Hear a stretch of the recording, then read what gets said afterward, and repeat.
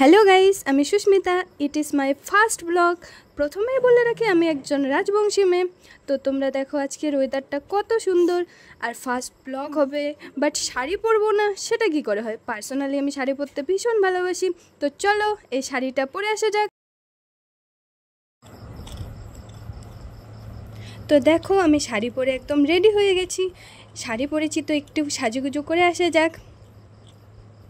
দেখো গাইস, আমি একদম রেডি হয়ে গেছি, আর এটা হচ্ছে আমার ফাইনাল লুক। কেমন লাগছে তোমরা অবশ্যই জানাবে।